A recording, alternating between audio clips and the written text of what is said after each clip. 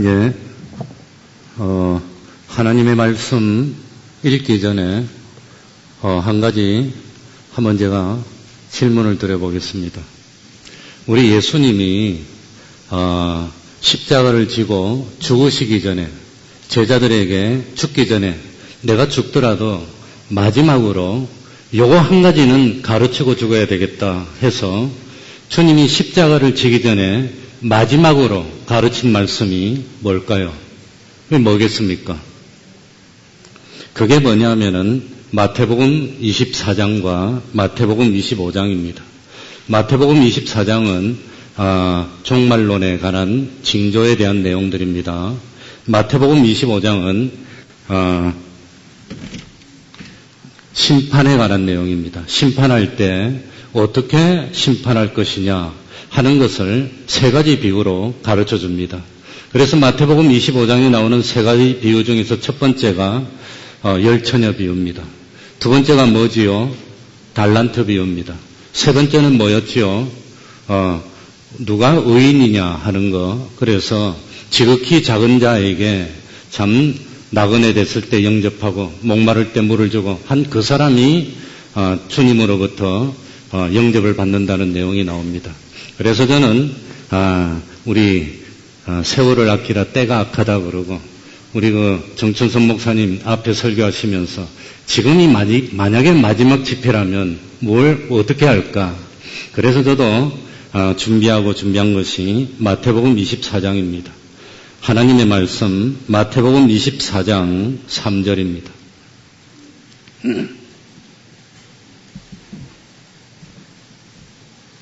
마태복음 24장 3절입니다. 제가 읽겠습니다. 예수께서 감난산 위에 앉으셨을 때에 제자들이 종용이 와서 가로되 우리에게 이르소서 어느 때에 이런 일이 있겠사오며 또 주의 임하심과 세상 끝에는 무슨 징조가 있사오리이까? 예수께서 대답하여 가라사대 너희가 사람의 미혹을 받지 않도록 주의하라.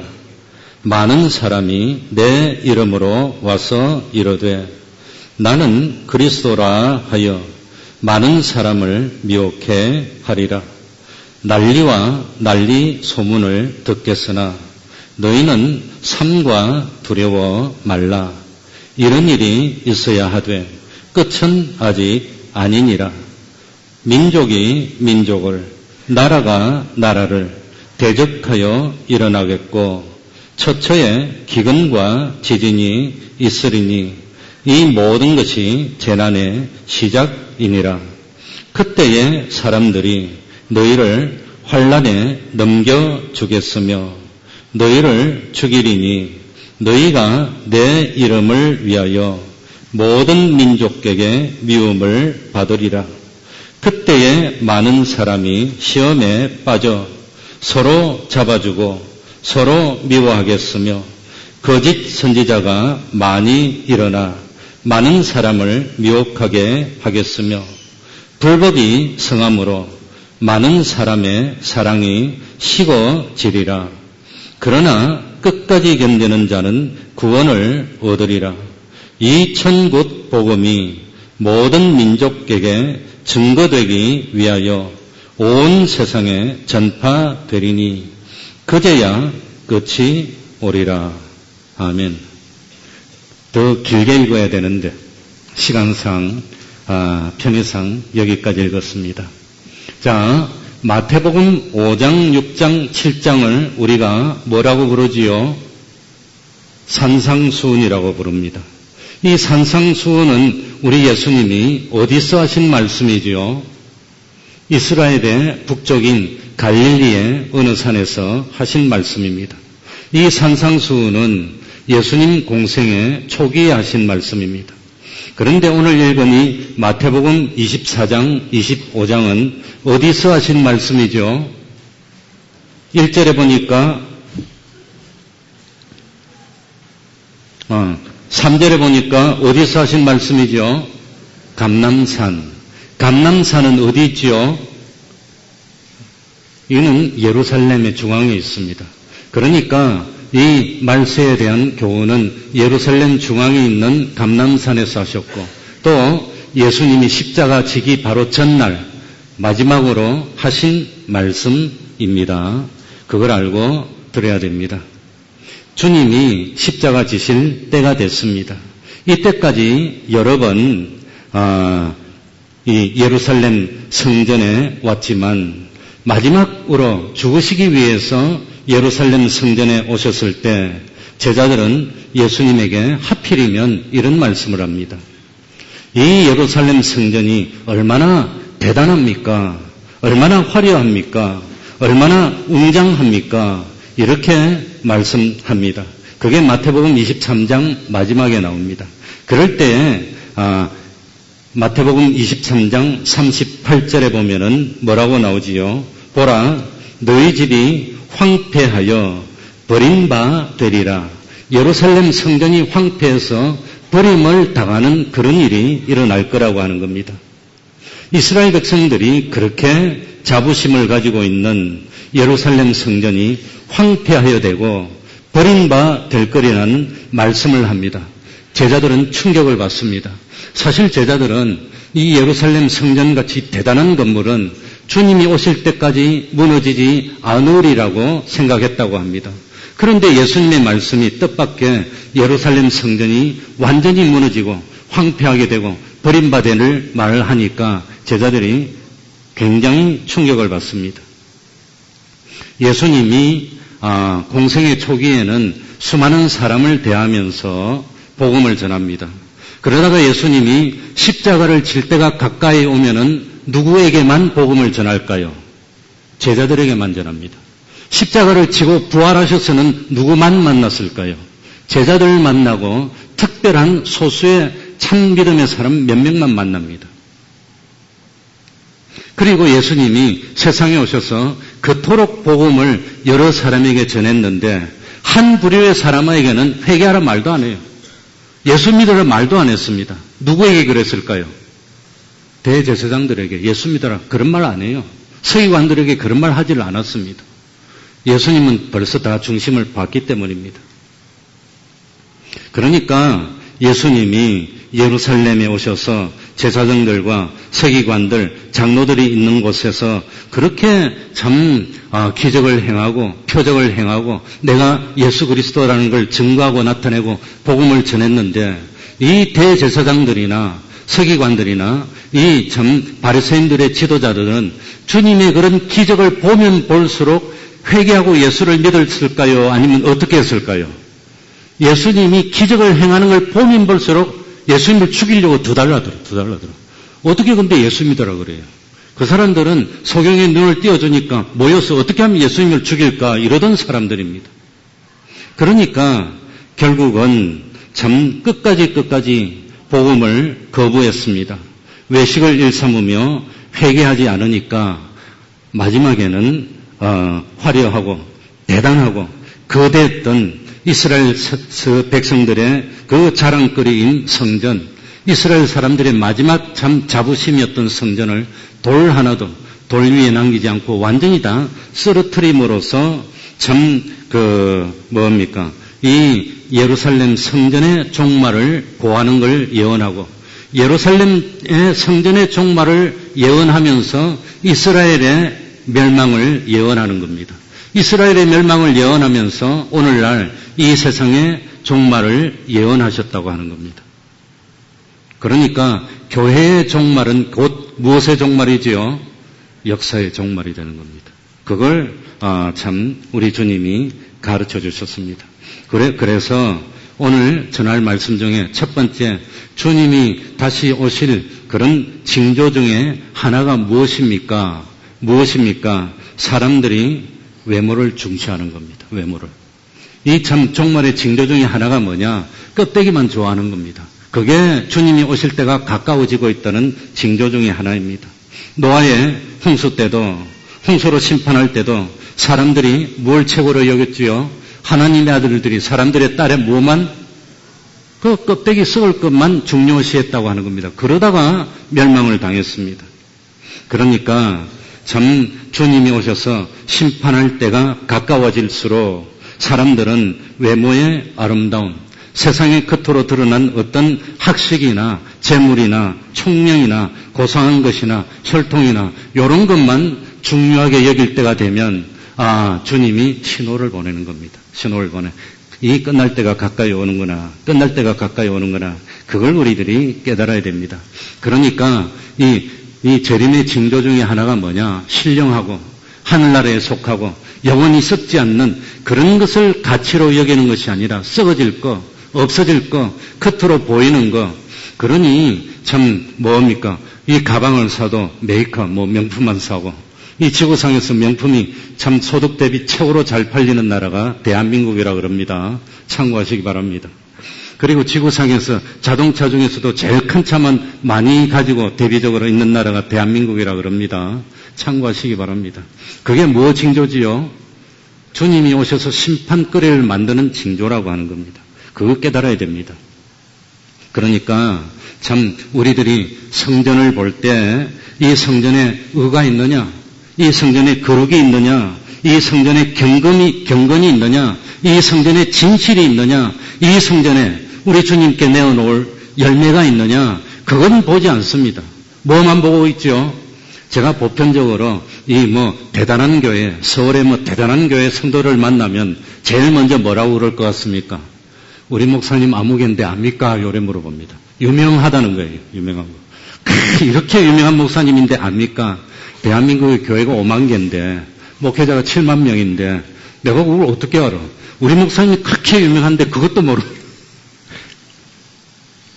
그러고 있습니다. 그러니까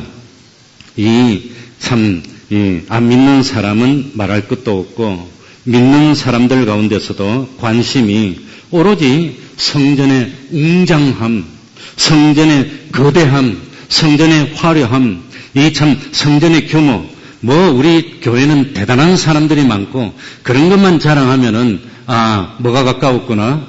그 심판거리만 말하는 거예요. 심판거리. 그거는 참 하나님은 심판할 때 무엇을 보시지 않지요.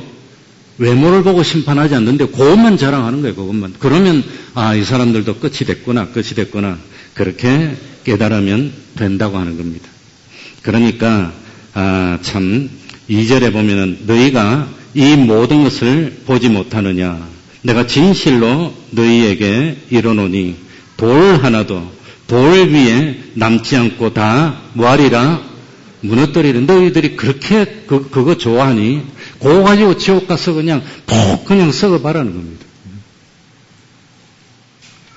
어떻게 해서 너희들이 그러니 예수님의 제자들이 예수님에게 예루살렘 성전의 웅장함을 자랑한 것이 십자가 지기 전날이에요. 전전날이에요.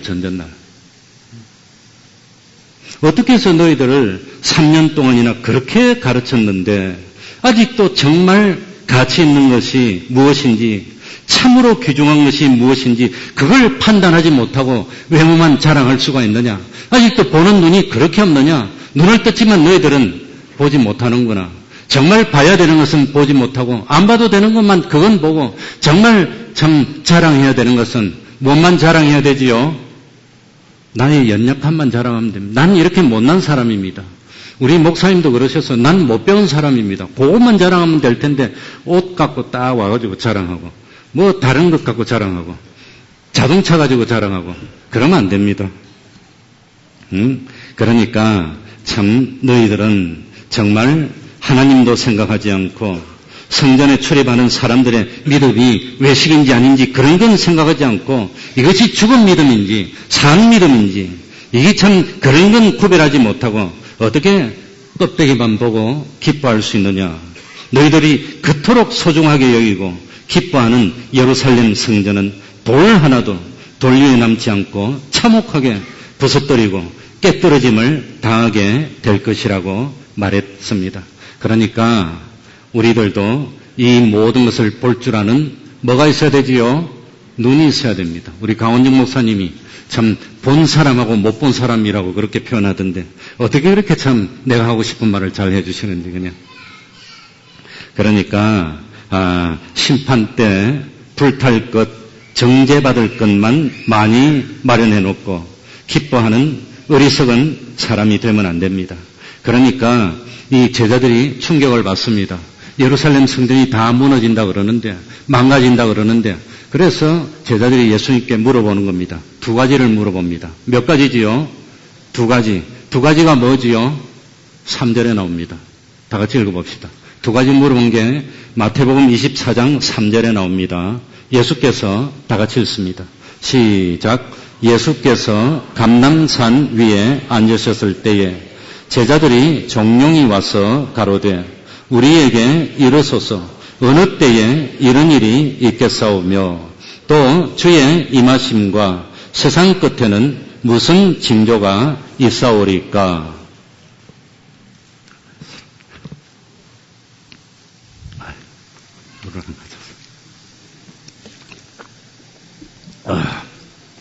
그러니까 두 가지 질문이 뭐였죠? 하나는 주님이 재림하시는 때에 관한 문제. 언제 오십니까? 언제? 두 번째는 뭘 물어봤죠? 주님이 오실 때 무슨 징조가 있겠습니까? 요거 두 가지 물어봤다고 하는 겁니다. 그래서 예수님은 제자들의 질문에 답변하는 형식으로 종말에 대한 것을 마태복음 24장에 가르쳐 주시고, 그 다음에 종말이 오면은 뭐가 시작이 되지요? 심판이 시작될 텐데 그 심판이 어떤 형식의 심판이 될 것이냐 하는 것을 25절에 세 가지 비유를 통해서 가르쳐 주셨습니다. 그러니까 이 예수님은 예루살렘의 멸망을 통해서 세상의 멸망을 경고해 주고 있습니다. 성전의 멸망을 보면서 세상의 멸망을 예측할 수 있도록 해 주셨습니다. 성전이 돌 하나도 돌 위에 남지 않고 무너질 것처럼 세상도 무너질 것입니다. 그래서 실제로 예수님의 예언대로 기원 후 70년경에 로마의 군대에 의해서 예루살렘은 멸망했습니다. 예루살렘 성전은 예수님의 예언대로 돌 하나도 돌 위에 남지 않고 다 무너지고 지금 남아있는 것은 예루살렘 성전의 서쪽 벽만 일부 남아있다고 합니다. 그러니까 참 우리들도 정신 차려야 됩니다. 그러니 베드로서 3장에는 보면 참 우리들이 마지막 때에 무엇과 무엇으로 참 대비해야 되지요? 거룩한 행실과 경건함. 이거 없으면 심판 통과 못한다고 하는 겁니다. 그래 오늘 오전 예배하기 전에 하필이면 내가 밥 먹는데 이 수련은 원장님이 내 옆에 딱 앉아서 식사를 하시더라고요. 그러면서 하는 말이 우리 정순석 목사님하고 먹는데 오늘 오전 예배를 11시 반까지 끝내야 됩니다. 그래 말하더라고요. 웬일입니까? 그러니까 어쩌고저쩌고 그러길래 내가 원장님 들으라고 딱 사탄이 벌써 방해를 하네. 와, 내가 전할 말이 이렇게 참 중요한 말인가? 사탄이 벌써 방해를 하래. 그렇게 한 말도 안 하셔요. 수련은 원장님이 장로님이시거든. 그러니까 세상의 종말은 두 가지 종말인데 우리가 알고 있죠. 하나는 누구의 종말입니까? 개인의 종말이고 또 하나는 누구의 종말이지요? 우주적인 세상의 종말입니다. 그런데 때가 언제입니까? 그러니까 예수님이 뭐라고 답하셨지요? 안 가르쳐줬습니다. 때와 시한은 너희들이 알 바가 아니라고 그랬습니다. 그건 안 가르쳐주셨습니다. 그런데 이 종말의 징조에 대해서는 답변을 해주셨는데 우리들이 깨달아야 되는 것이 뭐냐? 저기 보니까 종말의 징조 같은 이상한 것이 있어. 그 이상한 것이 있으면 막바로 주님이 오시는 그런 것이 아니라 이 종말의 징조가 서서히 진행이 됩니다. 그래서 성경에 나타난 이 종말들이 하나 이루어지고 또 하나 이루어지고 또 반복해서 이루어지고 또 반복해서 이루어지고 그래야다가 이 성경에 말한 종말들이 완전히 다 완료가 되면은 그때 주님이 오시는 겁니다. 근데 그 종말이 진행되는 과정이 얼마나 길게 될지 그건 잘 모르겠습니다. 그 이스라엘 백성들이 출애굽할 때도 예수님이 기적을 몇 번 보여주셨지요? 10번 보입니다. 한 번만 보여도 될 텐데 400년 이상을 이스라엘 백성이 하나님을 잊고 삽니다. 그 잊었던 하나님을 가르쳐주기 위해서 기적을 한 번 보이고 두 번 보이고 세 번 보이고 10번 보이고 10번째 출애굽시키고 그거 가지고도 부족하니까 이 홍해를 가르기도 하고 이 참 반석에서 물을 내기도 하면서 계속해서 보여주는 겁니다. 하나님은 그만큼 오래 참으시는 겁니다. 그러니 주님이 다시 오신다는 약속이 더딘 것은 그 주님이 왜 더디게 천천히 오신다 그럽니까? 이 하나님의 심판은 너무나 혹독하기 때문에, 이 하나님의 심판은 정말로 하나님의 말씀 그대로의 심판이기 때문에, 그러기 때문에 차마 심판을 못하는 겁니다.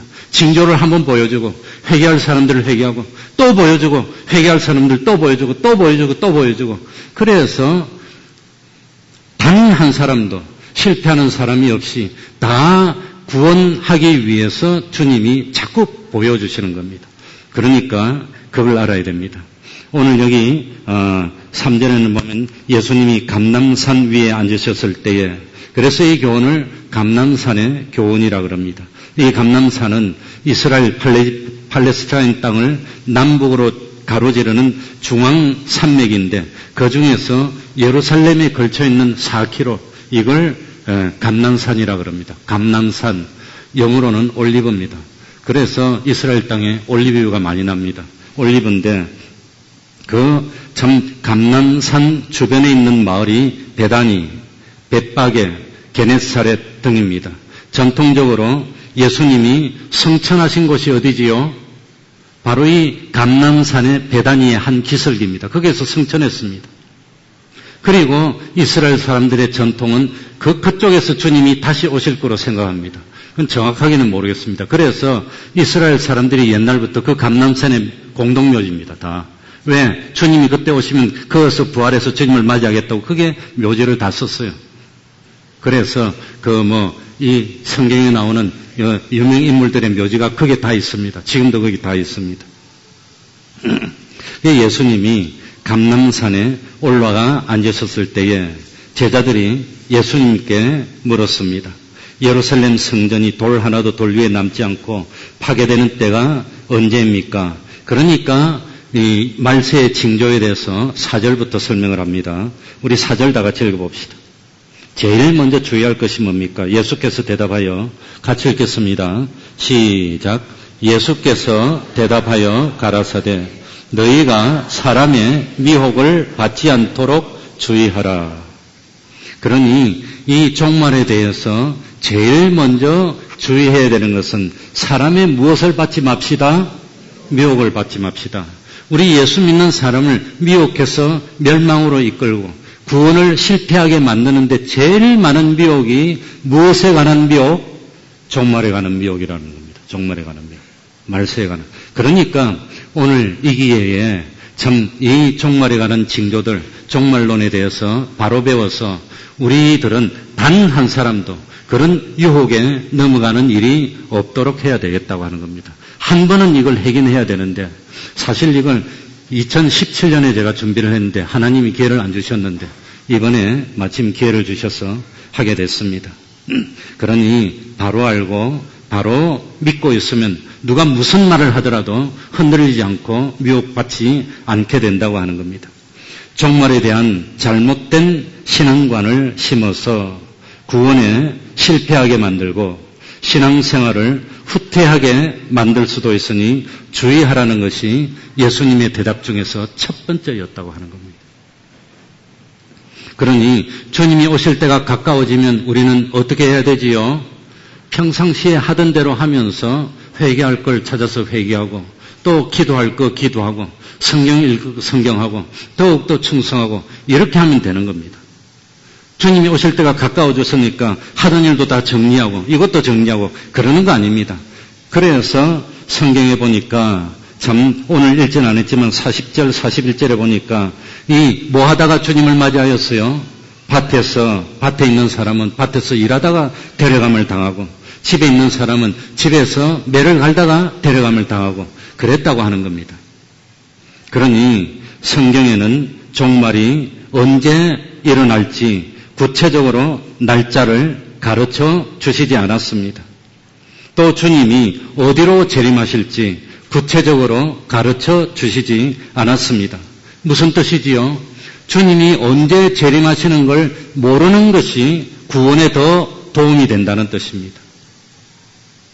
주님이 어디로 재림하시는지 잘 모르는 것이 구원에 더 도움이 된다는 뜻입니다.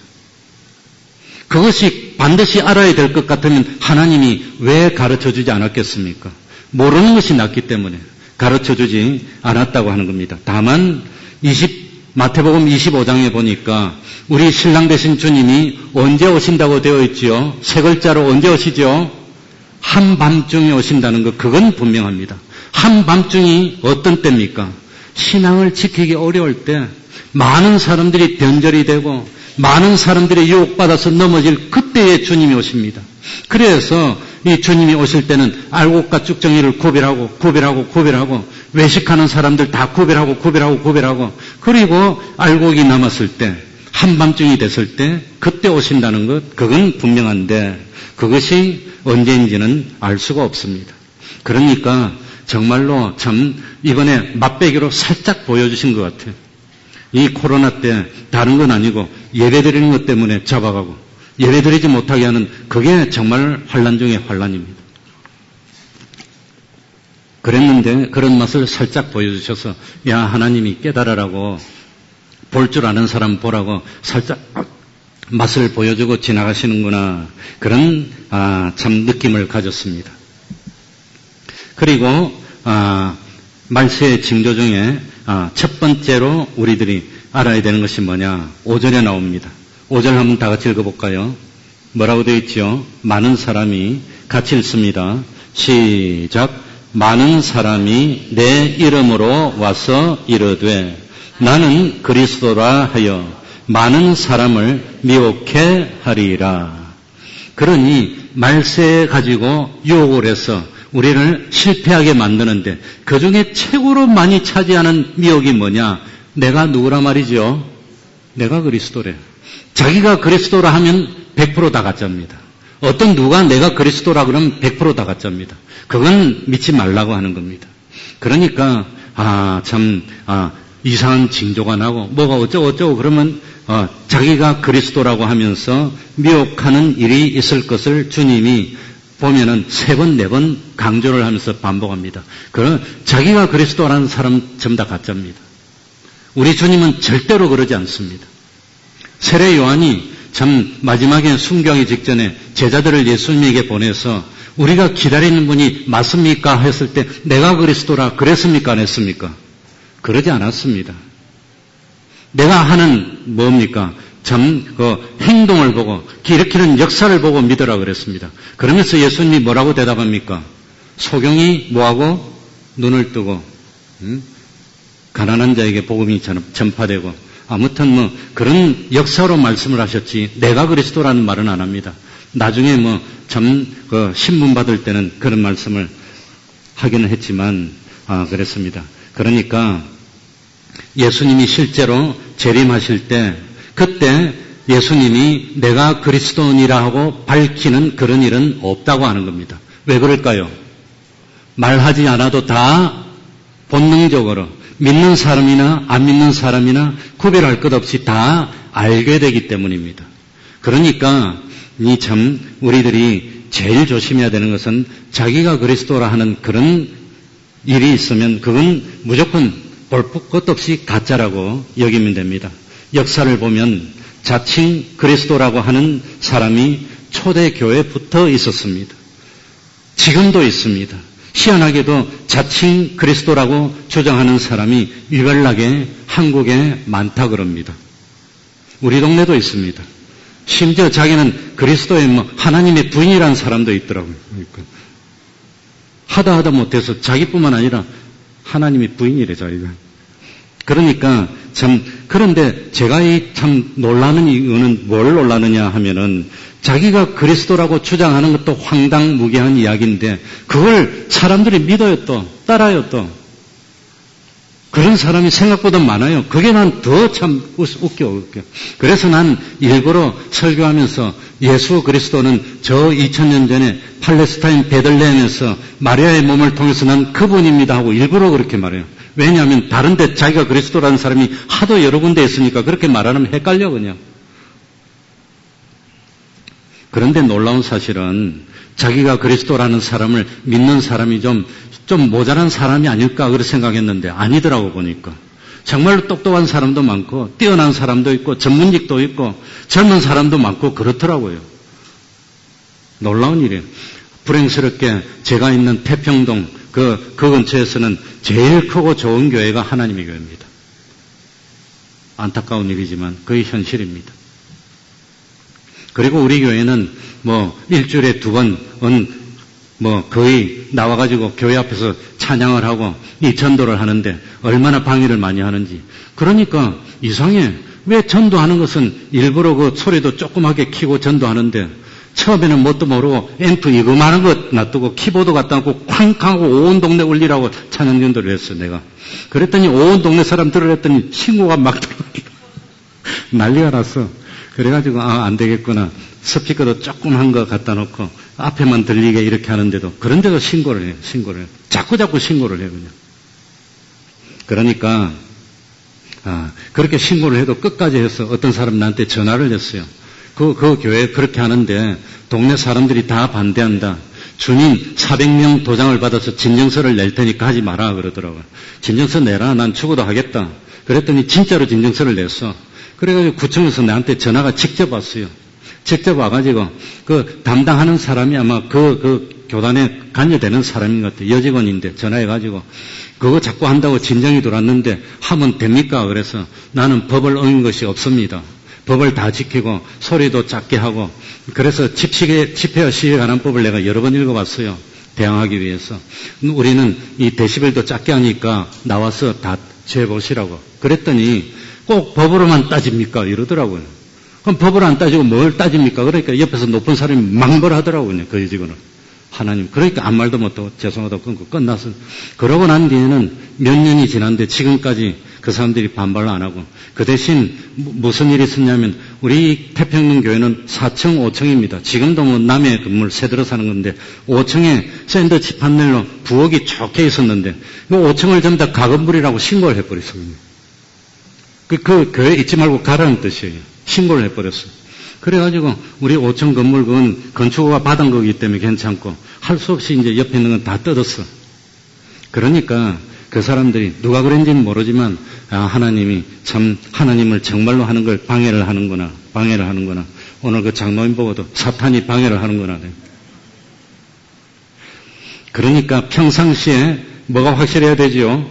구원관이 확실하지 못하면 미혹에 넘어간다는 겁니다. 종말관이 확실하지 못하면 넘어갑니다. 그러니 한 번은 짚고 넘어가야 되지 않나 그렇게 생각해서 말씀을 드리게 됐습니다. 그러니 참 이 종말에 대한 본격적인 이 참 징조가 뭐냐 6절에 나옵니다. 6절 읽어봅시다. 난리와 난리 소문을 듣겠으나 같이 읽습니다. 시작. 난리와 난리 소문을 듣겠으나 너희는 삼과 두려워 말라. 이런 일이 있어야 돼. 끝은 아직 아니니라. 그러니까 어떤 징조가 있으니까 징조가 하나 오면 바로 끝입니까? 끝이 아니라는 겁니까? 끝이 아닙니다. 계속 이 징조들이 조금씩 이어져서 완성이 돼야 그래야 끝이 되는 겁니다. 자칭 그리스도라고 주장하는 사람들이 많이 일어나고 그 다음에 뭐냐면은 난리와 난리 소문을 듣게 된다고 하는 겁니다. 그러니 여기저기서 난리와 난리 소문을 듣게 되어도 주님이 다시 오실 때가 가까워지고 있다는 걸 깨닫고 깨어서 준비하면 되지. 여기 6절에 보니까 난리와 난리 소문을 들으면 뭐 하지 말라 그랬지요? 미리 준비한 사람들은 두려워하지 않는 겁니다. 이런 일이 있겠구나.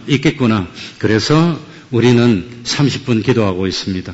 환난을 대비해서 어떤 일이 있을까? 어떤 일이 있더라도 난 다른 건 양보해도 믿음은 양보하지 말아야지.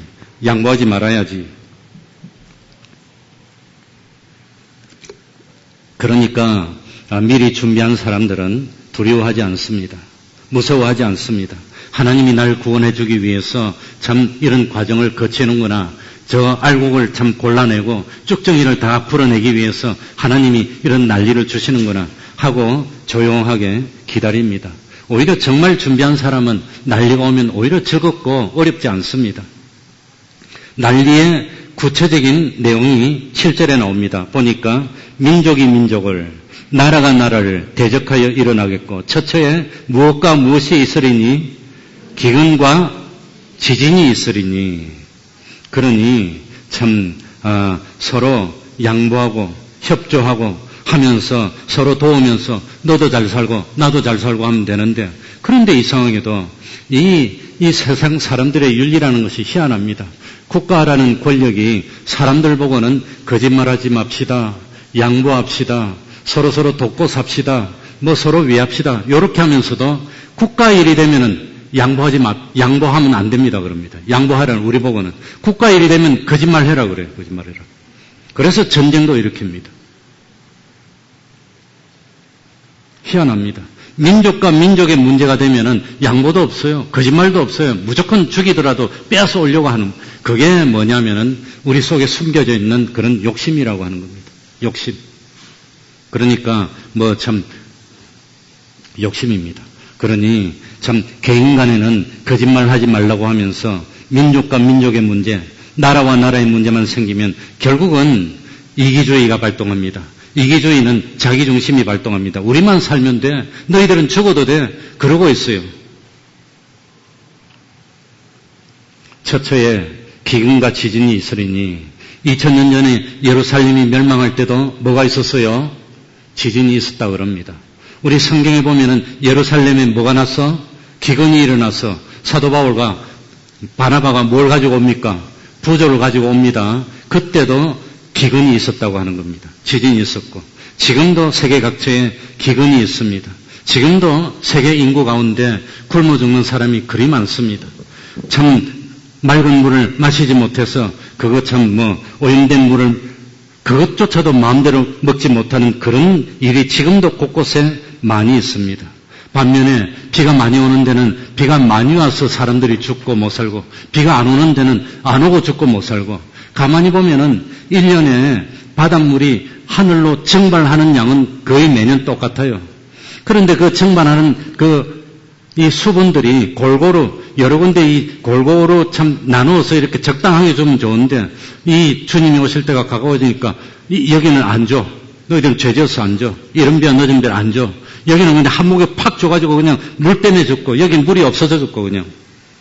이런 거 보면서 깨달을 사람은 깨달으라고 하는 겁니다. 아, 주님이 회개하라고 신호를 보내주는구나. 회개하라고 신호를 보내주는구나. 그거 깨달으라고 하는 겁니다. 얼마나 우리들이 눈이 어둡고 깨닫지 못하면 한 번 신호하고 또 한 번 신호하고 또 한 번 신호하고, 이번에는 뭔가 코로나를 와가지고 이렇게 또 신호를 주고,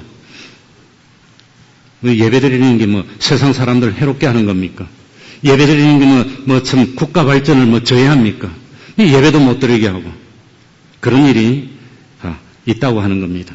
그런데 8절에 보니까 이 모든 일이 있으면은 어떻게 하라고 그랬죠? 재난이 끝입니까? 재난의 시작입니까? 8절 보시기 바랍니다. 이 모든 것이 재난의 무엇이니라?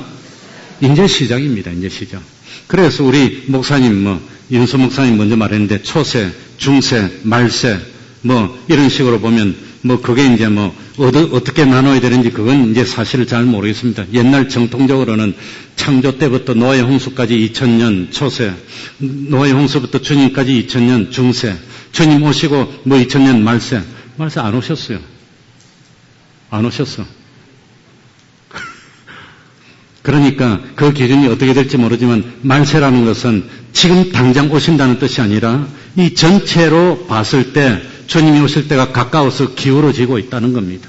그러면서 이 주님이 오시는 징조를 하나 보여주시고, 둘 보여주시고, 셋 보여주시고, 또 보여주시고, 또 보여주시고, 그래도 잘 몰라. 그래도 웅뚱짓 하고 있어. 그러니까 또 보여주고 또 보여주고. 왜? 지옥에 한번 떨어지면 기회가 없어요. 홍포입은 그건 아니지만, 이 지옥에 떨어지면 아무튼 참 비유적으로 말한다면, 불 속에서 고민하면서 물 한 방울 먹고 싶어도 이제 그때는 물 한 방울의 자유도 없어서 고통당하는 그런 고통이 영원히 되는데, 돌이킬 수가 없어. 차마 우리 하나님이 심판하실 수가 없어. 또 기다려주고. 그러니까 참 그게 얼마나 하나님의 사랑입니까? 만약에 한 번만 딱 징조를 보여주고 바로 확 심판했으면 우리 다 실패할 줄 몰라요. 우리같이 둔한 사람들이, 마음이 그냥 뭐 곧은 사람들이, 목이 곧은 사람들이 그거 듣고 돌이킵니까? 돌이키지 않지.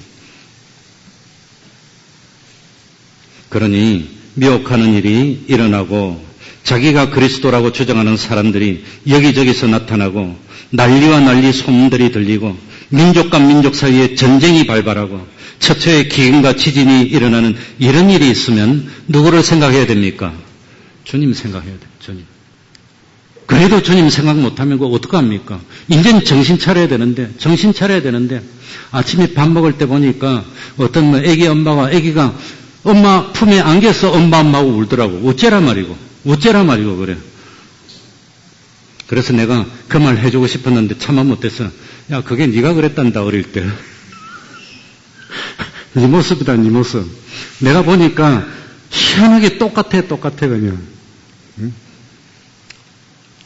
그러니 우리들이 얼마나 둔한 사람들입니까? 9절에 봅시다. 그런데 이때까지 일어난 환란은 진정한 의미의 환란이 아닙니다. 전쟁이 일어나고 기근이 일어나고 그건 우리 믿는 사람에게 해당되는 환란이 아닙니다. 우리 믿는 사람에게 정말 환란이 뭘까요? 뭐가 우리에게 환란이지요? 뭐가? 기근이 일어나는 게 환란입니까? 우리 예수 믿는 사람에게 진정으로 환란은 예수를 못 믿게 하는 게 환란입니다. 충성하지 못하게 하는 게 환란. 그런 일이 일어난다는 겁니다. 그래서 9절에 다 같이 그때에 9절입니다. 다 같이 읽습니다. 시작. 그때에 사람들이 너희를 환란에 넘겨주겠으며 너희를 죽이리니 너희가 내 이름을 위하여 모든 민족에게 뭘 받으리라? 이게 진짜 환란입니다. 이제 환란이 시작되는 겁니다. 아직까지 뭐 세상에 전쟁이 있어도 예수 믿는 것 때문에 불이익을 당하고 예수 믿는 것 때문에 손해를 당하는 그런 일은 별로 없었다는 거예요. 전쟁은 똑같이 어렵습니다. 믿는 사람이나 안 믿는 사람. 기근 믿는 사람이나 안 믿는 사람이나 똑같이 어렵습니다. 그런데 그 중에서도 무엇 때문에? 예수 믿는 것 때문에 미움을 당하고 예수 믿는다는 이유 하나 때문에 죽임을 당하는 그런 일이 일어나는 그게 이제는 본격적인 환란입니다. 그런 일이 있다고 하는 겁니다. 그게 9절입니다. 난리가 나면은 뭐 믿는 사람만 콕 찍어갖고 뭐 사람을 어떻게 하는 거 아니잖아요. 다 똑같잖아요. 그런데 여기 보니까 너희가 누구 이름을 위하여 내 이름을 주님의 이름 때문에 어려움 당하는 게 그게 이제 본격적인 환란이 시작되는 겁니다. 믿는 사람만 당하는 환란입니다. 이런 환란은 주님을 부인하면 어떻게 되지요? 환란을 당하지 않게 되는 겁니다. 이게 이제 문제입니다. 그 예배 드리려 할 때 예배만 안 드리면 돼요. 예배 안 드리면 아무도 말 안 해요. 자기하고 똑같이 되니까.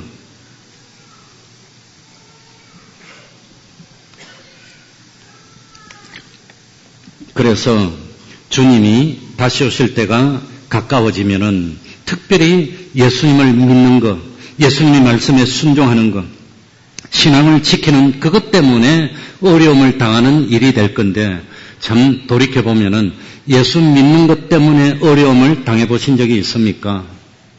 정말로 예수 믿는 것 때문에 참 뭐 고통을 당하고 힘든 일을 당하고 불이익을 당한 그런 일이 있습니까? 저는 뭐 목회를 하려고 처음 결심한 것은 초등학교 6학년 때부터 결심했습니다. 처음 6학년 때부터. 그런데 나중에 크면서 보니까 욕심이 생기더라고. 목회하지 말고 장로가 돼서 돈 좀 벌어갖고 좀 떵떵거리다가 나중에 이제 나와야지. 요런 생각이 들더라고요. 꾀가 생긴 거예요.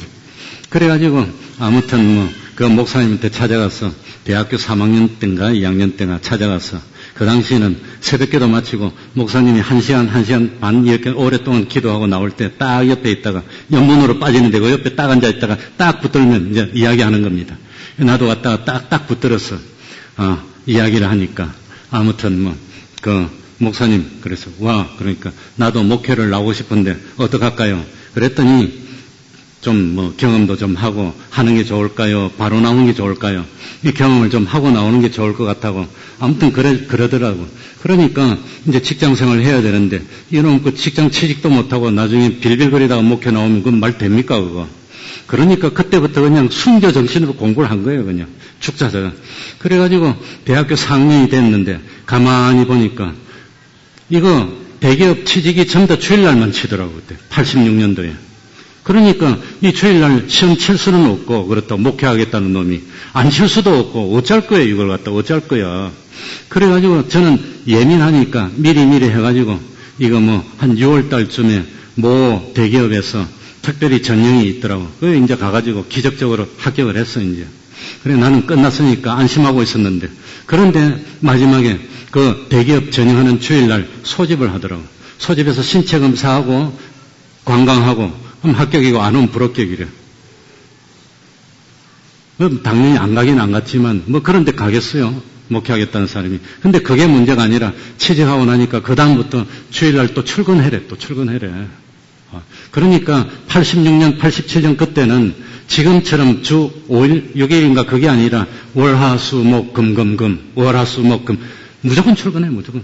그리고 뭐 퇴근을 9시, 10시에 할 때입니다, 퇴근을. 그런데 어떻게 안 가요, 출근을. 그러니 직장에서 벌어먹으려니 너무 힘들더라고, 이거는 뭐. 주일 지킬 수가 없어. 근데 저는 무역 업무를 했습니다, 무역 업무를.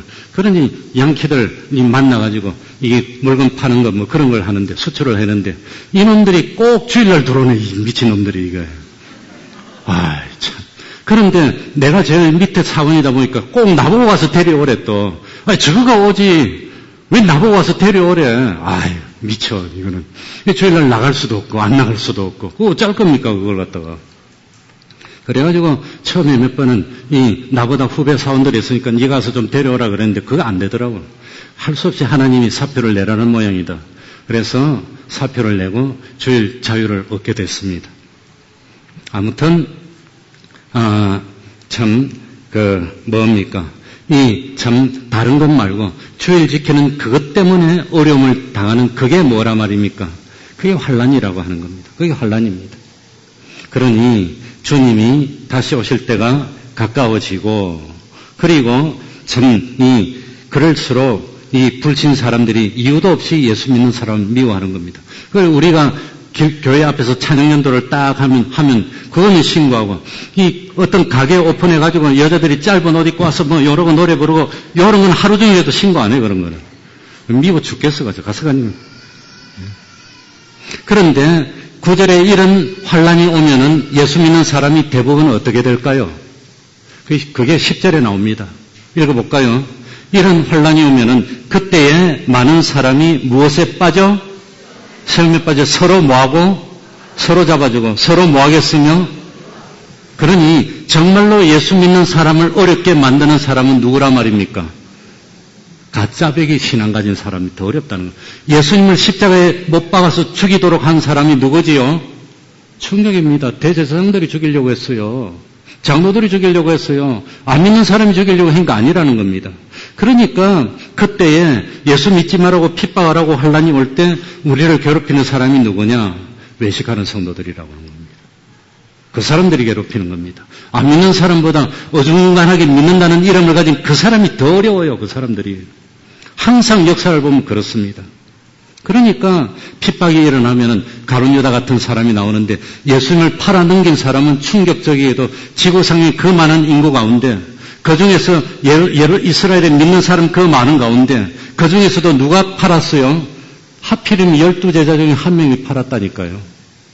아마 우리를 팔아넘길 사람도 이 자리에 있는 거 아닌가 몰라. 안 그럴까요? 잘 봐보시기 바랍니다. 저 목사님 설마 안 그러겠지.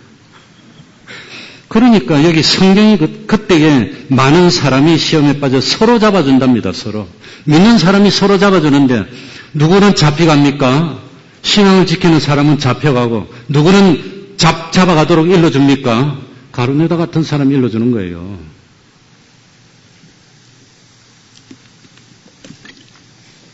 그러니 정말 핍박이 시작되면은 교회 안에서 들고 일어나서 우리가 이렇게 지키면 안 됩니다. 이렇게 지키면 안 됩니다. 그런다고 하는 겁니다. 사람을 기쁘게 하랴 하나님을 기쁘시게 하랴. 만약에 내가 사람을 기쁘게 하면 누가 아니니라? 하나님의 종이 아니라 그랬어요. 그러니까 설교는 사람에게 맞추는 겁니까? 하나님에게 맞추는 겁니까? 설교는 사람을 기쁘게 위해서 하는 겁니까? 하나님이 기뻐하는 말씀을 전해야 됩니까? 하나님이 기뻐하는 말씀을 전하는 겁니다. 그러니까 이 참 거짓 선지자는 누가 거짓 선지자지요? 사람을 기쁘시게 하는 설교하는 사람이 거짓 선지자인 줄 알면 되는 겁니다. 그게 거짓 선지자라고 하는 겁니다. 그러니까 참 그때에 믿는 사람들에게 특별히 환난이 와가지고 예수 믿는 것 때문에 어려움이 생기는 그런 때에 예수 믿는 사람들 중에 시험에 빠져서 서로 잡아주고 서로 미워하겠으며 그래서 이 환난은 알곡과 쭉정이를 구별하는 겁니다. 예수 믿는 사람을 잡아가라고 일러주는 그런 사람이 생기고 잡혀가는 사람이 생기고 잡혀가는 쪽을 할 겁니까? 잡아가라고 하는 쪽을 할 겁니까? 비밀로 하세요. 11절에 보면은 구체적으로 나옵니다. 다 같이 읽어봅시다. 그 환난이 일어날 때 누가 많이 일어나지요? 거짓 선지자가 많이 일어나 많은 사람을 뭐하게 하겠으며 미혹하게 하겠으며. 그러니 우리 대한민국에는 역사가 있습니다. 일제시대에 그럴 때 신사참배할 때 거짓 선지자가 일어났습니까? 안 일어났습니까? 일어나가지고 신사참배하는 것은 죄가 아니다, 우상이 아니다고 앞장선 사람은 안 믿는 사람이 그랬을까요? 목사님들이 그랬을까요? 사실입니다. 역사적인 팩트입니다. 이 신사참배해도 죄가 아니야. 국가의식이야. 그러니까 신사참배해도 돼. 앞장서서 신사참배한 그 사람들이 오늘 11절에 나오는 누구지요? 그게 거짓 선지자예요. 그래가지고 끝까지 신사참배 안 했던 그 어느 목사님입니까? 조기철 목사님인가? 그 목사님은 나중에 신사참배 안 하고 승리해서 나오니까 이북에 있던 그 교단에서 당신은 가족도 버리고 교인도 버리고 니 혼자 살자고 끝까지 그랬으니까 파문한다. 목사직에서 파문했어요. 실제로 그랬어요. 우리 대한민국의 기독교 역사에 실제로 있던 일입니다. 그래서 조기철 목사님은 일제가 끝나고 해방되고 난 뒤에 자기 교단에서 파문당했어요.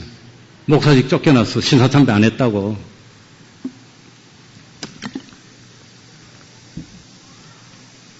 거짓 선지자가 조금만 일어납니까? 여기 보니까 많이 일어납니까?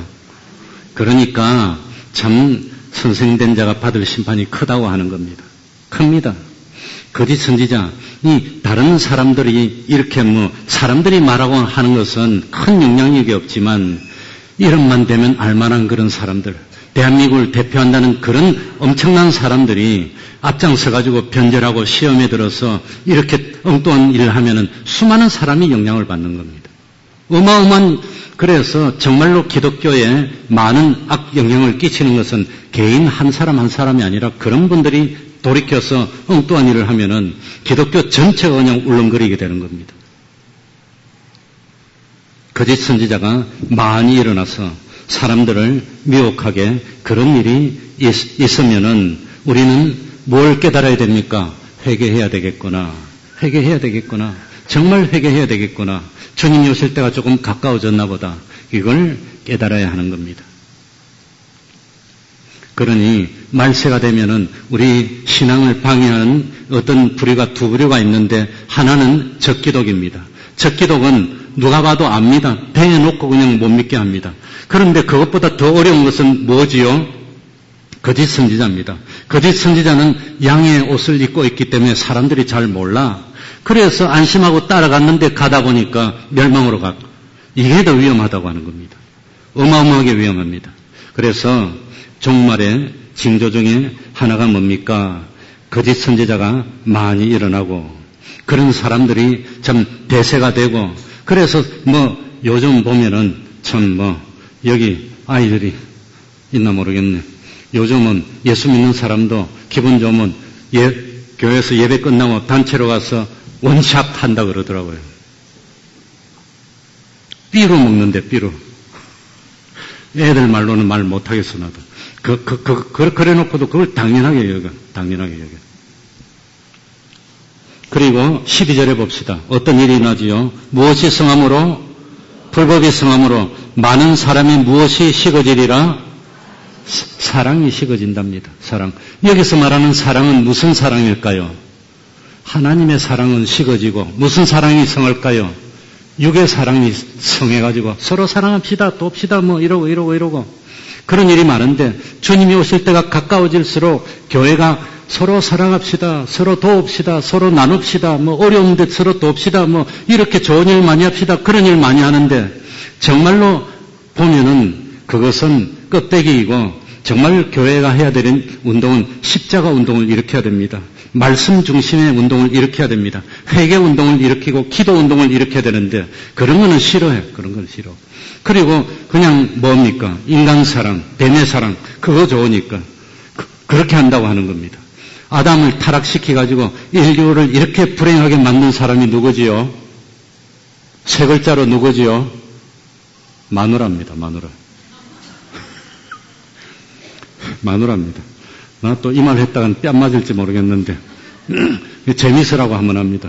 이 집회 오기 위해서 난 배낭 하나 딸랑 들고 왔어요. 나그네 인생 많이 가져올 필요 있나? 옛날에 이 삼봉교회 김윤수 목사님 가져오는데 다리미도 들고 오더라고요. 여기. 나보고 기절할 뻔했어요. 다리미 갖고 다니고 있더라고요. 난 이거 안다리도 그냥 입는데 난 평생 이 와이셔츠 안다리미는 한 20년 넘었어요. 그냥 입어. 나그네 인생길에 대충 살면 되지. 그래가지고 요만 배낭 하나에다가 그래도 땀 흘리니까 런닝 한 2개 넣고 넣고 이래 왔는데 첫날 그냥 땀 많이 흘렸어. 갈아입으려고 런닝 입으니까 이렇게 잘 안 들어. 너무 작아. 떡볶이 우리 사모님이 자기 걸 줬어요. 보니까 뭐라 해놨는데 사이즈가 90짜리가 2개 들어있더라고요. 그러니까 자기 걸 4칸에 넣어서 내가 그걸 가져왔다니까요. 지금 있어, 내 배낭 속에.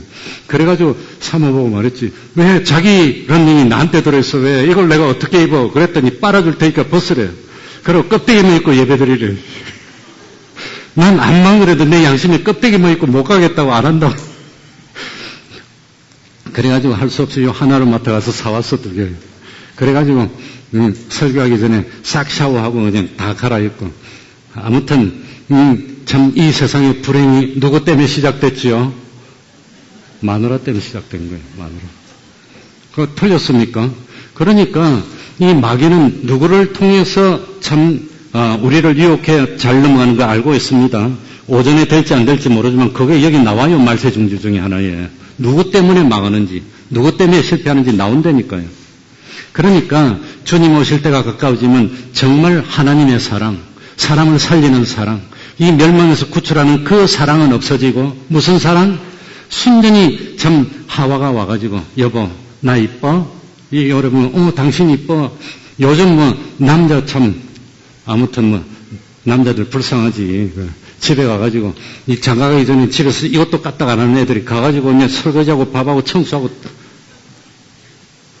남자들 불쌍해 정말로. 말세징조예요 그게 말세징조. 그런데 와가지고 하와가 여보 요거 먹어 하고 떡 주는 거야. 안 먹어? 먹어.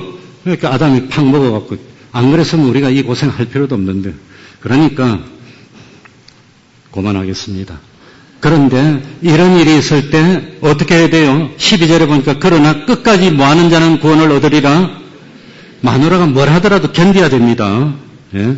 그러니까 세상에 마누라 말 들으면 안 돼요. 우리 목사님 마누라 말 안 듣는 사람 없다는데 마누라가 예수 잘 믿으라는 말은 들어도 되지만 난 마누라 말 안 들어. 그러니까 끝까지 견뎌야 됩니다. 환난이 오고 옆에서 배교하는 일이 있고 이리 하고 저리 하고 그러더라도 참 끝까지 견디는 자는 구원을 얻는다 그랬습니다.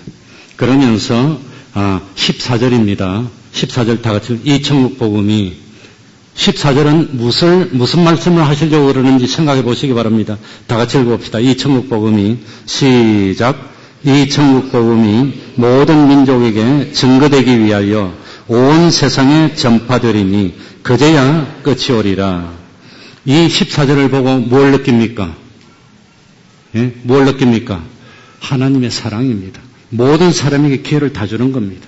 다 주는 겁니다. 제가 얼마 전에 참 말레이시아 가서 어떤 선교사를 만났는데 그 선교사들이 하는 일이 뭐냐? 모든 사람에게 복음이 전파되어야 된다는데 세상에는 이 소수 종족들이 많이 있습니다. 그러니까 이 언어가 자기만 쓰는데 그 종족이 수백 명밖에 안 되는 그런 종족도 있어요. 말레이시아나 태국이나 동남아 밀림 속으로 들어가면 소수 종족이 있는데 거기에 가가지고 그 사람들 언어로 성경을 번역하는 거예요. 그러니까 이제 그런 단체가 있는데 그런 단체 선교사가 되려면 시험을 쳐야 됩니다. 시험 쳐서 합격하면은 이제 선교사 자격증을 받고 현지에 가가지고 한 1년, 2년 생활하면서 현지어를 익힙니다. 현지어를 익히고 또 시험을 쳐서 합격하면은 성경을 번역할 수 있는 이제 권한을 줍니다.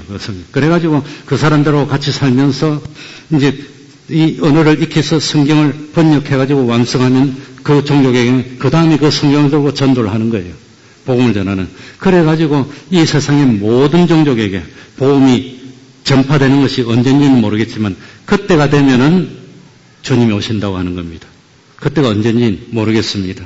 그러니까 이 말씀은 하나님이 모든 종족에게 다 기회를 다 주시는 겁니다. 다 주시는 겁니다. 그러니 참 그거 봐야 됩니다. 그러므로 15절입니다. 시간이 가니까 빨리 나갑니다. 그러므로 너희가 선지자 다니엘의 말한 바 멸망에 가정한 것이 어디에 선 것을 보거든 거룩한 곳에 선 것을 보거든 읽는 자는 깨달을질저. 멸망에 가정한 것이 뭘까요? 거룩한 곳은 어디지요? 거룩한 곳. 이 세상에서 그래도 거룩한 곳은 어디입니까? 주님의 몸된 교회를 말합니다. 예수님 당신은 어디지요? 예루살렘 성전. 예루살렘 성전 중에서도 제일 거룩한 곳은 어디지요? 지성소. 그런데 거기에 이 멸망에 가정한 것이 거기에 섰는데 멸망에 가정한 것이 뭘까? 고민을 많이 했습니다. 이 멸망에 가정한 것은 두 종류로 보면은 계시록 13장에 보면은 몇 가지 짐승이 나오지요? 몇 가지 짐승? 두 가지 짐승. 한 짐승은 어디서 나오지요? 바다에서 나옵니다. 바다에서 나오는 짐승의 모습은 뭐지요? 7머리 10뿔 가진 거. 이 바다는 뭘 상징합니까?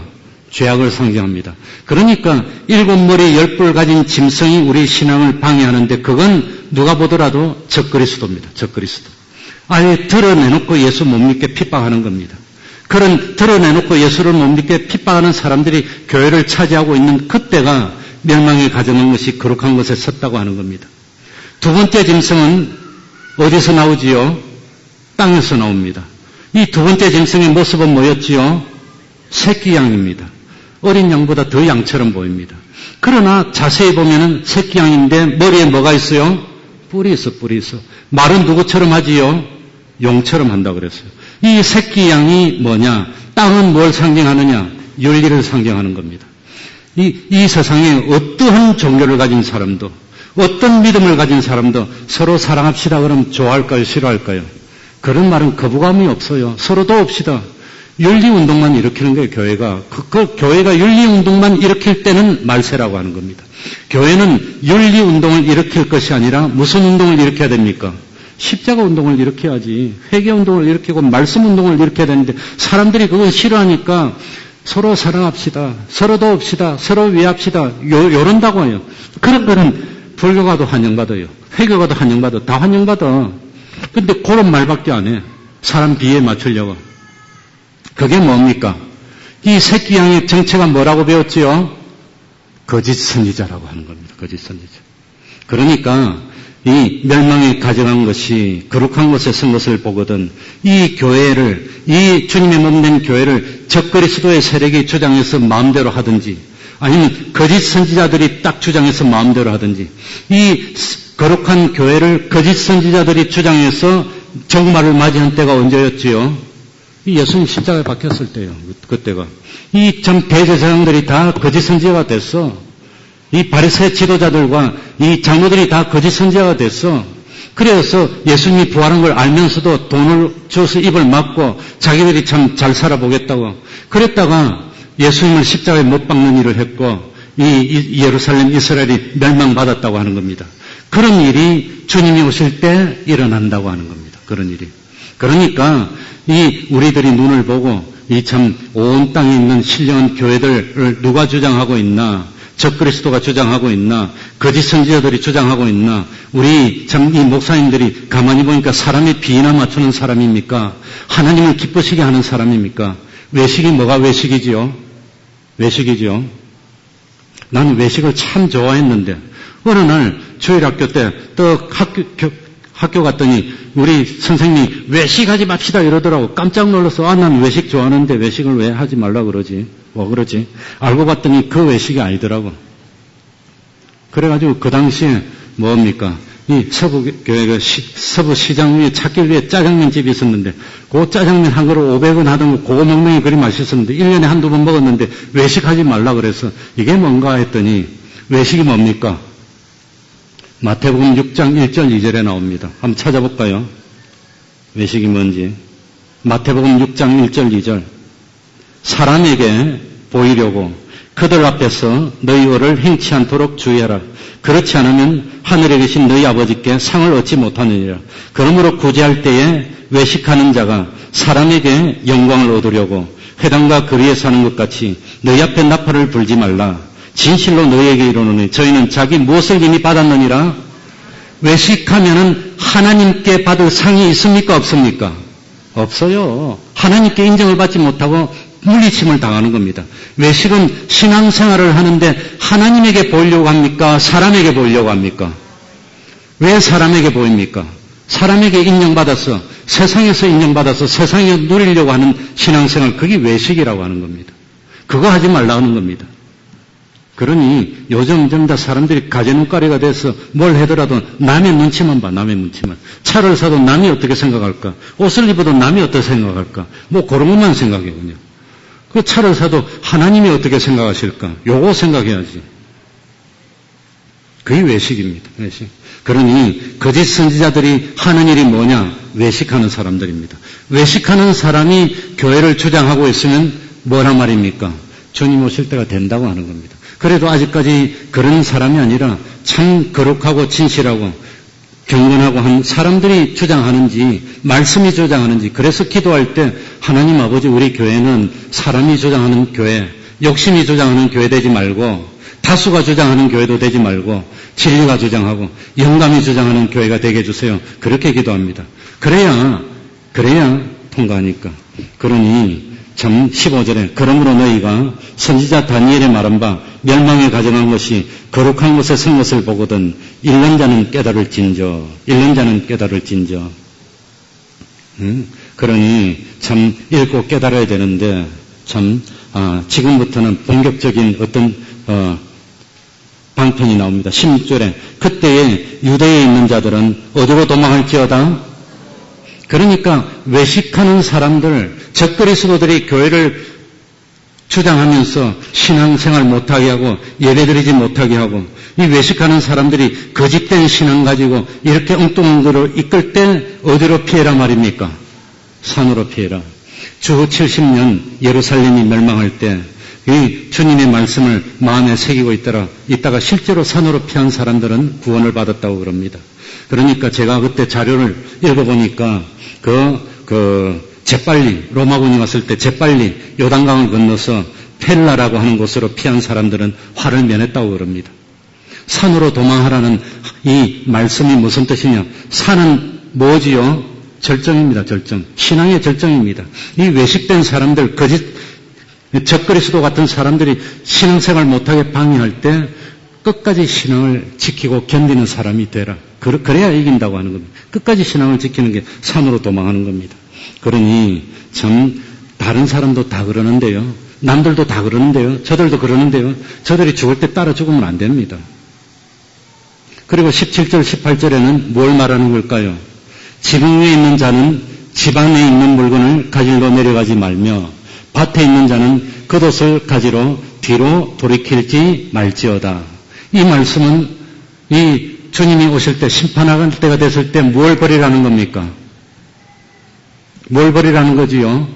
세상에 대한 욕심을 버리라고 하는 겁니다. 그거 욕심을 못 버리고 미련을 가지고 머뭇머뭇하면 그건 안 된다고 하는 겁니다. 실제로 역사적으로 예루살렘이 멸망할 때 지붕 위에 있던 사람들이 집 안으로 물건을 가지고 내려갔다가 피하지 못하고 실패한 경우가 많았다 그럽니다. 뭐 때문에 그랬는지 로마군이 와가지고 옛날에는 포위전입니다. 뺑도 성을 포위하는 겁니다. 그리고 꼼짝 못하게 합니다.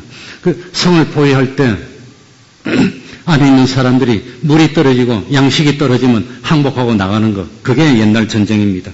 그래서 히스기야는 이 참 성을 포위할 걸 대비해서 뭘 만들었지요? 수로를 만들었어. 그래 예루살렘 성전 바깥에서 성전 안으로 돌을 까가지고 수로를 만들어서 뻗었는데 그 수로가 지금도 있어요. 성전에 나와 그게. 성경의 구약에 나오잖아요. 근데 그게 지금 있어 실제로. 그런데 이 웬일인지 로마 군인들이 예루살렘 성전을 포위하고 있다가 갑자기 포위를 풀고 저 후퇴해가지고 딱 있더랍니다. 며칠 동안 그랬어요. 왜 그랬는지는 모르지만 아마도 짐작컨대 황실이나 로마에 무슨 일이 생겨서 급하면 빨리 와서 써야 되니까 대기를 시킨 게 아닌가 짐작입니다. 그런데 며칠 있으니까 와가지고 다시 포위했어.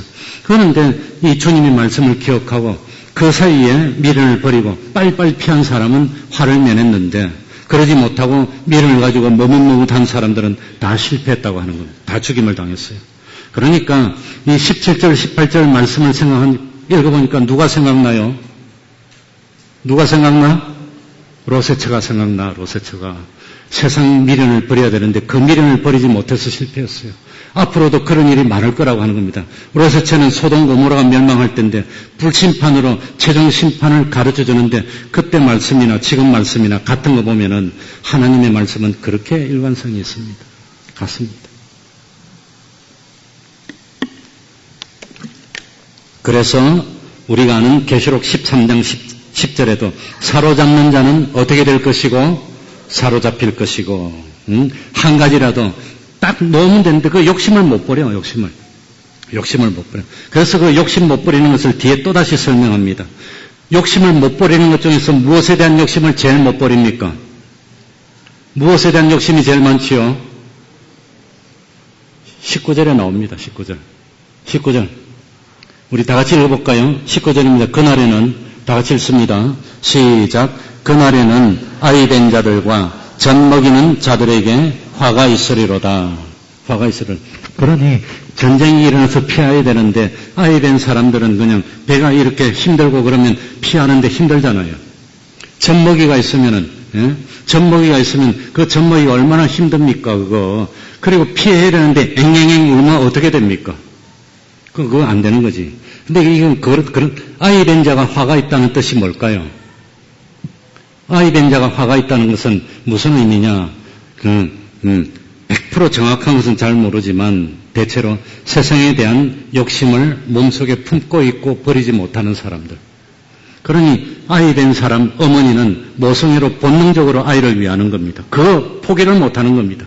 그러니 로세처처럼 세상에 대한 욕심을 포기를 못하는 그런 걸 빗대어서 표현한 것이 아이된 자에게 화가 있도다. 젖먹이는 여인에게 화가 있다는 것은 세상과 얽매여서 모든 얽매이기 쉬운 것을 다 끊어내야 되는데 그걸 끊어내지 못하고 끝까지 그냥 미적미적하고 돌이키다가 그 관계를 끊지 못하고 끌려가다가 그것 때문에 참 망한다고 하는 겁니다. 그래서 성경에 보면 원수가 누구라고 그랬지요? 원수가 누구? 집안 식구랍니다. 그러니 마지막에 구원을 이룰 때 그 구원을 이루지 못하게 최고로 땡기는 힘이 센 그게 누구냐? 집안 식구 중에서 마누라입니다. 마누라. 집안 식구입니다. 마누라는 농담 그건 아니에요. 그러니까 참 젖먹이는 거. 그러니 잘못 알고 이 말을 문자적으로 해서 주님 오실 때가 됐으니까 장가도 가지 말고 시집도 가지 말자. 아도 낳지 말자. 그거 아닙니다. 세상에 대한 욕심을 버리라고, 욕심을 극복해라고 하는 겁니다. 주님을 위해서라면, 하나님을 위해서라면 내놓지 못할 것이 없어. 하나님을 위해서라면 다 내놓을 수 있어. 모든 것을 다 양보할 수 있어. 그래야 되는데 요거는 못 버리겠어. 요거는. 요거는 못 버리겠다고 하는 것 중에 대표가 뭐지요? 그러니까 내 자식은 가르쳐야 돼. 그래도 좋은 학군에 보내야 되고 그거 못 끊는다는 겁니다. 그거. 그러니 참 좋은 대학 보내려고 과외시키는 사람은 있어도 하늘나라 잘 보내려고 과외시키는 사람은 못 봤어요. 내가 아직까지. 어느 게 더 중요한데요. 그건 내 본 적이 없어. 그냥 교회 안 가도 괜찮은데 공부만 잘하면 된대. 교회 주일날 안 나와도 집에서 공부 잘해서 딱 성적 잘 받으면 그냥 못 보차고 놔둬 그냥. 그럼 됩니까? 그러지 마시기 바랍니다. 하나님 믿는 게 첫째인데 나중에 말세가 되면 그런다고 하는 거예요, 다들. 다 그럽니다. 그러니 우리를 하늘나라 못 가게, 신앙생활 못 가게 집어 땡기는 그게 최고가 그겁니다. 그래, 저는 허리도 안 좋고 죽을 때가 다 돼서 그런지 이 맹인한테 가서 침을 맞고 있는데 이분은 참 부인도 맹인이고 자기도 맹인이고 이 맹인한테 침을 맞고 있는데 이 사람이 자기가 잘 믿는다고 자부하는 사람이고 성경을 잘한다고 자부를 하면서 큰 소리 치는 사람인데 목사도 가르친다 그래요. 내가 떠갔더니 침 놓으면서 그러더라고요. 목사님, 그래서 왜요? 그랬더니 가정이 중요합니까? 교회가 중요합니까? 신앙이 중요합니까? 그런 물어보더라고요. 나보고. 뭐가 더 중요합니까? 뭐가 중요하지요? 네? 그래서 그분이 가정이 중요합니까? 교회가 중요합니까? 그래 물어봤어. 그래서 내가 딴소리 안 했어. 주와 복음을 위해서 부모나 형제나 처자나 집이나 점포나 뭐한 자는 나 그것만 말할게요. 그 이상 말할 필요 없잖아요. 버린 자는 세상에서 몇 배로 받고 100배나 받고 무엇도 주리라? 영생도 주리라. 그것만 말하면 되지 뭐. 딱 내가 그 말만 했어요. 그 말만. 그러니까 그게 기독교 정신인데 그런 말 차마 못해. 그런 말 차마 못해. 그러니까 제가 그 우연한 기회에 다른 교단의 어떤 모임에 참여할 일이 있어서 가서 옵적으로 구경했는데 그 목사님은 제가 하는 이런 말을 못하더라고요. 그러면서 뭐라고 하느냐면 베세메스로 가는 소가 어미소가 이 벗개를 끌고 베세메스로 갑니다. 가면 어떻게 되지요? 재물에 대해서 죽는 거예요. 소가. 그래서 왕 울면서 가는데 뒤에서 누가 따라와요? 새끼 소가 따라와. 새끼 송아지들이 따라와. 따라오는데 그걸 떨치고 죽으러 가야 되는데 새끼를 어떻게 놔두고 갈 거예요? 응? 가면 죽는데 재물이 돼서. 그런데 그 목사님이 설교를 하시면서 사람도 똑같아 그러더라고요. 사람도. 그 이상 말 못하더라고요. 아마 다른 데서는 그런 걸 말 못하는가 봐. 우리도 말 잘못하면 다 도망가고 없겠지만 그게 기독교 정신입니다. 그러니까 여기 뭐라고 표현했습니까? 예? 여기 그날에 아이 뵌 자들과 젖 먹이는 자들에게는 화가 있으리로다. 구원에 실패하는 일이 있기는 있을 건데 누구 때문에? 그것 때문에 실패할지 모르는데 마음을 굳게 다지라는 겁니다. 나도 살고 너도 살든지 그것 때문에 나도 죽고 너도 죽든지 둘 중에 하나입니다. 그러니까 아무리 뒤를 당기더라도 뭔 양보하지 맙시다. 믿음은 양보하지 말아야 되는데 그것 때문에 믿음 양보하고 그것 때문에 신앙 양보하고 그것 때문에 하나님 배반하는 일이 많이 있을 거라고 하는 겁니다. 한 가지만 더 하고 마치겠다. 너무 끌었다.